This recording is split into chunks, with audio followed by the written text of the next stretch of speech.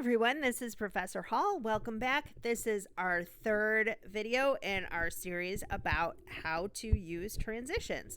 So the first video, we talked about what transitions were, and we looked at transition signpost words. Some of them are here in this little picture for you. Then in our second video, we looked at transitional phrases and sentences. So this one, we're going to talk a little bit more about how to write a transitional sentence. So let's get started. So what is a transitional sentence?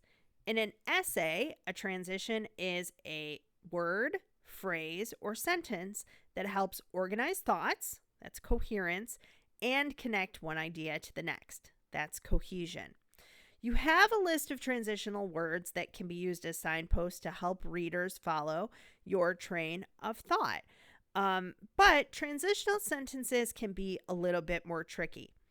In an essay, a transitional sentence typically comes at the end of a paragraph or the beginning of a paragraph to connect one main idea to the next. They can also be used to connect that paragraph back to your thesis statement. And I mentioned this before, when you're creating an argument, you're going to have a claim, or sometimes called a thesis, and then you're going to need to prove that claim. So having transitional sentences can help show the connection between the evidence you're presenting and your thesis. And we're going to talk more about that when we get to argument, but I want to just introduce the idea now. So a thesis in a paragraph without any connection. Our thesis is all eligible citizens, all eligible citizens should vote. And here's the third paragraph in this person's essay.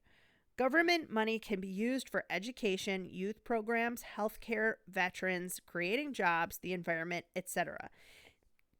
In the Rio Grande Valley, 4 out of 10 people vote in a presidential election and only 2 out of 10 in a gubernatorial election. That's for governor. This is not enough.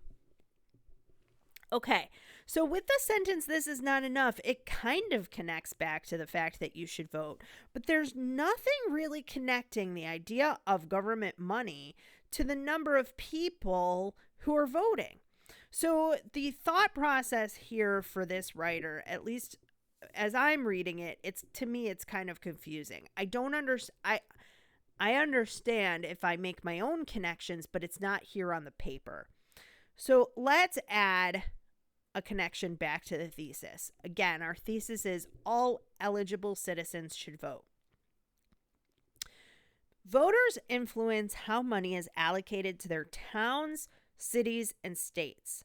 This government money can be used for education, youth programs, etc. Then we have the sentence in the Rio Grande Valley, how many people are voting. This is not enough. Therefore, if we want this region to grow and to get state and federal funding, we need to vote.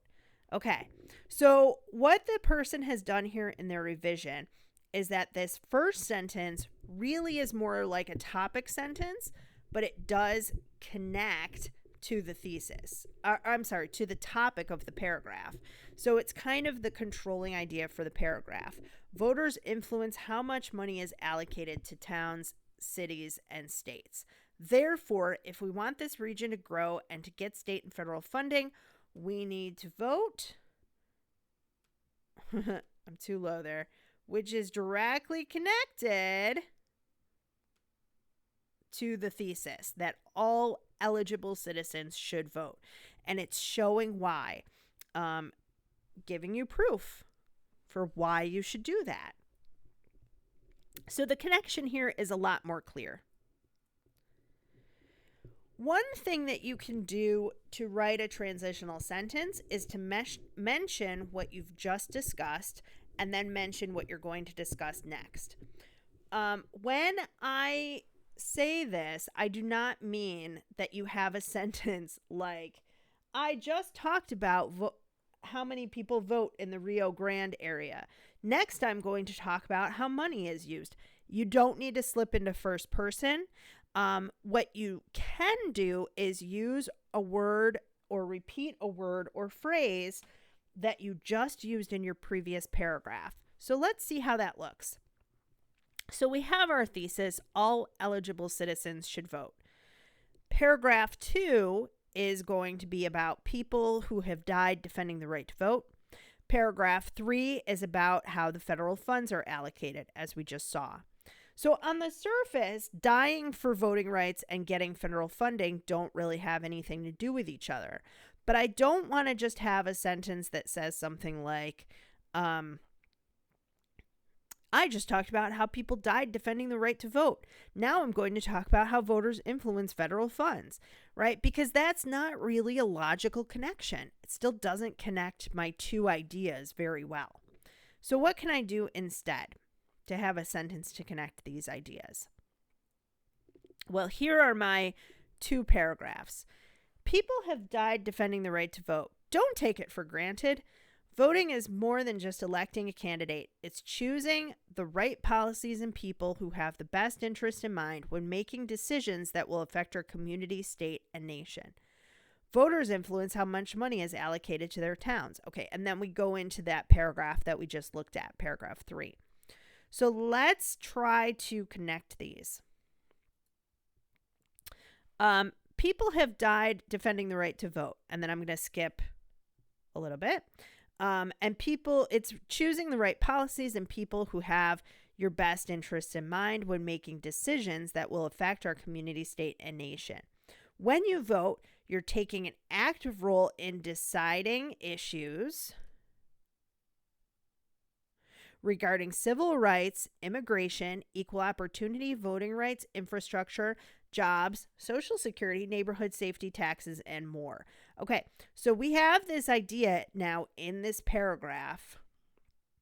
I'm circling a couple key words. Choosing the right policies, decisions that will affect your community, and taking an active role in deciding issues. Okay, so that's helping. We're not using decisions, but we are sort of repeating that same idea. In the next paragraph, I have my transitional signpost phrase. In addition to making a decision on these important issues, you must also decide how federal funds are spent. Voters influence how money is allocated. Okay, so I'm going to read this all together from just the yellow part.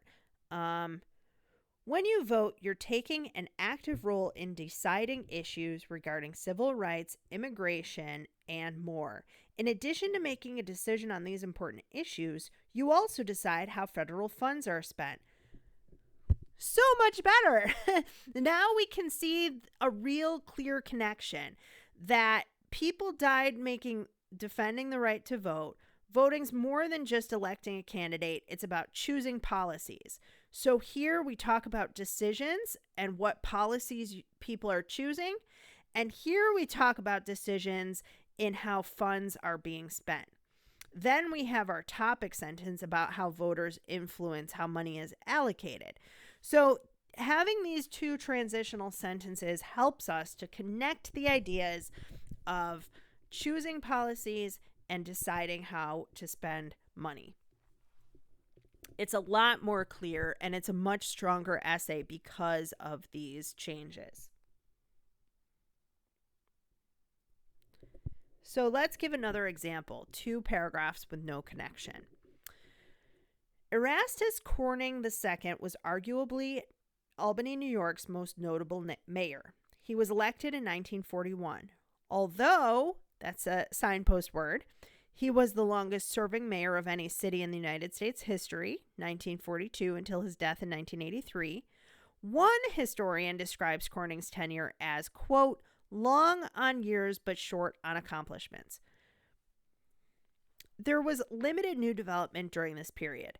During the 1950s and 60s, at a time when federal aid for urban renewal was plentiful, Albany did not see much progress in either commerce or infrastructure. It lost more than 20% of its population during the Corning years, and most of the downtown businesses moved to the suburbs. So I've highlighted here for you a few of the signpost words and phrases. We have although, which is a comparison word. So even though he served for a long time, he didn't really do much. Then we have during the 1950s and 60s, which is a chronology. A chronology phrase. So that we're moving from 1942 until the 1950s and 60s.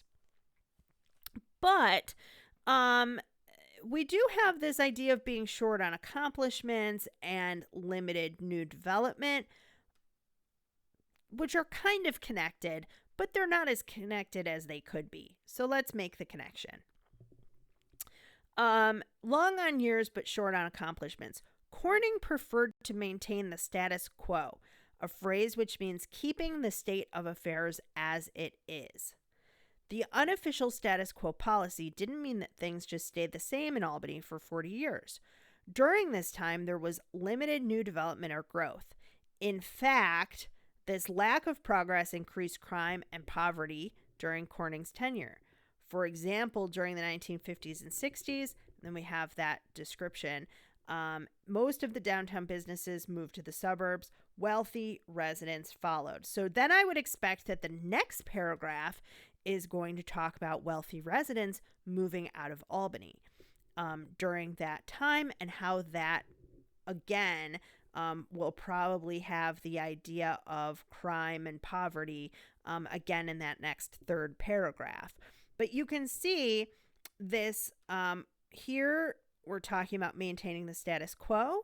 We're repeating the idea of the status quo again, and then moving on to the results of that. So then we have during this time, we have in fact, and then we have an example. So we have a lot of different types of signpost words here, but these two sentences use those words in a smooth way. So I'm not just saying, therefore, Corning maintained status quo. As a result, there was limited development, right? It's much more smooth than that. So I'd like you to think about that in your own papers, not just using the signpost, but using those signpost transitional words as part of a longer sentence to fully connect your ideas.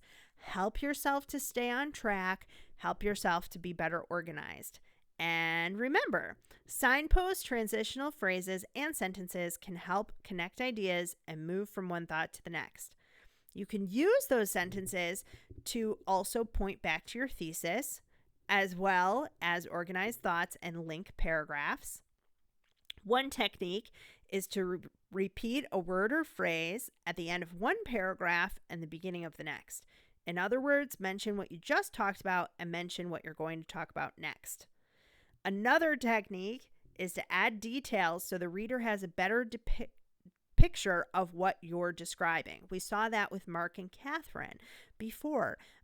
You have to, and their date where she slapped him. You have to sometimes add some extra details, not just have just a transition word.